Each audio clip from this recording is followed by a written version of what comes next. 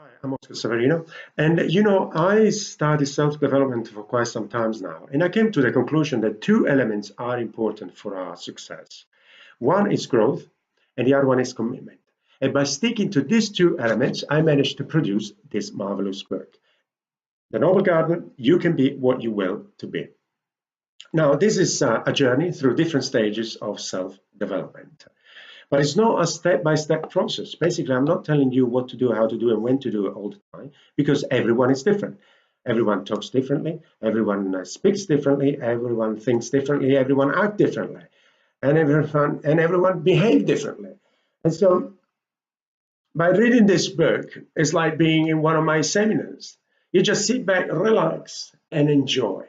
Now, this book is for those who don't know anything about self-development, or for those who started developing themselves and got stuck at some point. And so they need a little bit of encouragement in order to pick up the pace again. It's divided into 10 enjoyable chapters, starting with a general concept of the universe.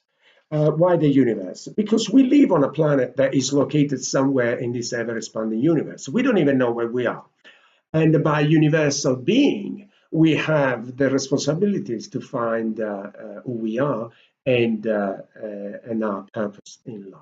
And so I thought it was better to put it at the beginning, just to give new ideas, just to give a new point of view, just to give a different perspective.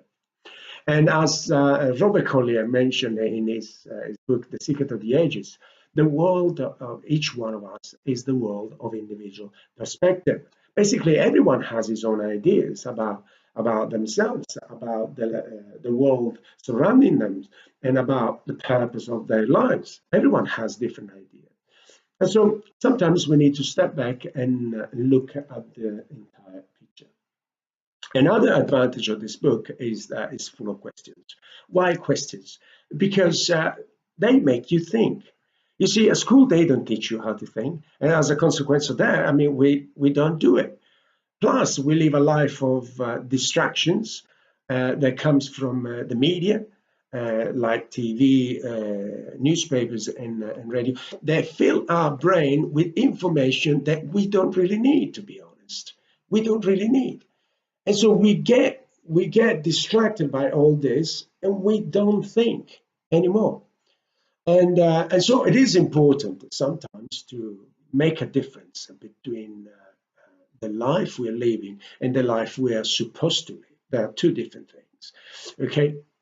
Another advantage is that every page is filled with phrase, sentences, and some quotes that can motivate you, that can inspire you to make a move, to keep the engine on, to keep going, basically.